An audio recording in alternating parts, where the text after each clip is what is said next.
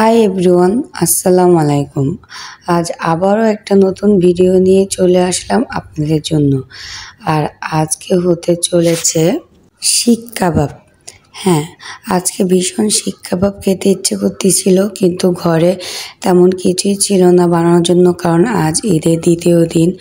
তো আমার হাজব্যান্ডকে বলার পর ও বলতেছে, আমি আছি না, চলো তোমাকে আজকে শিক কাবাব বানিয়ে খাওয়াবো, ঘরে যা যা আছে তা দিই। তো প্রথমে ও ফ্রিজ থেকে বের করে কিছু গোস্ত নিয়ে নিল। হ্যাঁ, এত বড় বড় গোস্তকে ছোট ছোট করে পিস করে নিচ্ছে, দেখতেই পাচ্ছেন একটু ছোট ছোট করে পিস করে নিচ্ছে। আসলে আমাদের ঘরের সদস্য সংখ্যা আমরা 3 জন। তো আমার মেয়ে, আমি, আমার হাজব্যান্ড, আমার একটা ছেলে আছে, ও খুব ছোট, ওর বয়স হচ্ছে 16 মাস, ও খেতে পারবে না। তারপর গোস্তগুলোকে এরকম ছোট ছোট পিস করে নিয়েছে এবং এখন এটাকে ছুরি দিয়ে একটু মাঝখানে ছিদ্র করে নিচ্ছে। অনেকে এটা পোঁতা দিয়ে ছেঁচে নেয়, ও বলতেছে আমার এত ধৈর্য নেই, আমি যেভাবে পারবো সেভাবেই খাওয়াবো।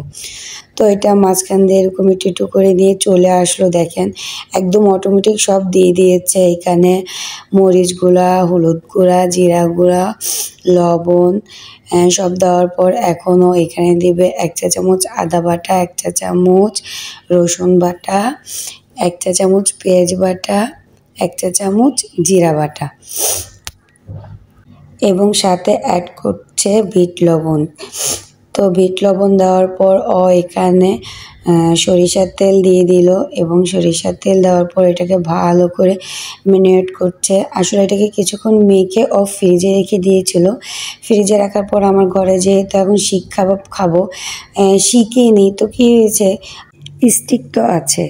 তো এক একটা স্টিকে 4 থেকে 5 পিস করে করে দিচ্ছে এবং দেখেন স্টিকটা, হ্যাঁ এরকম হয়েছে, হ্যাঁ এরকম। এটা হচ্ছে গরুর চবড়ি। আসলে গরু গোস্ত রান্না করার পর এত পরিমাণে চবড়ি ছিল, যেটাকে আমি উঠিয়ে রেখেছিলাম যে পরবর্তীতে কিছু বানানো যাবে। তো সেখান থেকেও একটু নিয়ে আজকে এই চবড়ি দিয়েই আমাকে শিক কাবাব ভেজে খাওয়াবে। তো প্রথম আমি মনে করেছিলাম চুলায় পুড়ে খাওয়াবে, যেহেতু শিকটা এখানে ছিল না, স্টিকটা পুড়ে যাবে, সেজন্য ইনস্ট্যান্ট এটা তেলে ভেজেই তারপর করবে। তো এখন একটা একটা করে স্টেক এখানে দিয়ে দিচ্ছে, দেখতেই পাচ্ছেন। এখানে 4টে স্টেক তৈরি হয়েছে, বেশি করা হয়নি কারণ আমরা যেহেতু মানুষ কম, একবার বলা হয়েছে। দেখেন চুলায় দিয়ে দিচ্ছে। তো চবড়িটা আপনার গরম হওয়ার পর এটা দিতে হবে এবং বাড়তি যে মশলাটা ছিল এটাও উপরে দিয়ে দিচ্ছে। আমার ভিডিওটা কে কোথা থেকে দেখছেন অবশ্যই কমেন্ট করে জানাবেন। তো দেওয়ার পর এক পাশ ঢেকে দেওয়ার পর দেখেন এটা এক পাশ হয়ে এসেছে। এখন আমি এটাকে একটু উল্টেই দিব যেন আরেক সাইডটা হয়ে আসে। আমার ভিডিও যদি কেউ ভালো লাগে তাহলে অবশ্যই একটা লাইক এবং কমেন্ট জানাবেন। জানি না কার কতটা মন জয় করতে পারবো, তবে আমি যেরকম পারি পাগলের মতন আমার কিছু কিছু রান্নার ভিডিও এবং বাচ্চাদের ভিডিও দিয়ে আপনাদের সাথে থাকতে চাই। বাস, এর থেকে আর কিছু না। দেখেন আমার বিফ কাবাবটা প্রায় হয়ে এসেছে, একদম হয়ে গেছে। এখন এইভাবে খেতে একটু অন্যরকম লাগে না? আমাকে বলতেছি যে নাও তোমার কাবাব রেডি। তো আমি সেক্ষেত্রে কী করেছি বলি, তুমি 10টা মিনিট ওয়েট করো, আমি আসতেছি। এখন এটাকে আমি একটু অন্যরকম করব, যেহেতু এখন ঈদের দ্বিতীয় দিন, কোথাও কিছু পাওয়া যাবে না, তাই আমি একটা আলু কেটে নিয়েছি এবং এখানে একটু হলুদ গুঁড়া এবং একটু মরিচ গুঁড়া দিয়ে মেখে নিচ্ছি।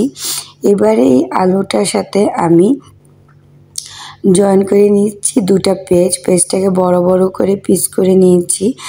তো কি করব, এখানে তো গাজর দিলে ভালো লাগবে, ক্যাপসিকাম দিলে ভালো লাগবে, এখন তো কিছুই নেই, সেই জন্য আমি আগেই মশলাটাকে উঠিয়ে ফেলতেছি। মশলাটা যেহেতু পড়ে গিয়েছে, এখন আমি এই চবড়িতেই আলুটা ভেজে নিচ্ছি। তো আমার আলু এক পাশ হয়ে গিয়েছে, আমি আলুটাকে আরেকটু উল্টিয়ে পাল্টিয়ে ভেজে নিব এবং সাথে পেঁয়াজগুলোকে হালকা ভেজে নিব।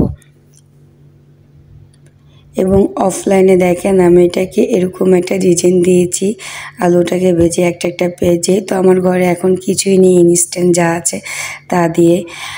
কথায় আছে না, সব সময় সব কিছু থাকতে হয় না, ভালোবাসা থাকলেই হয়। তো ওইটা হচ্ছে আমাদের পরিণতি।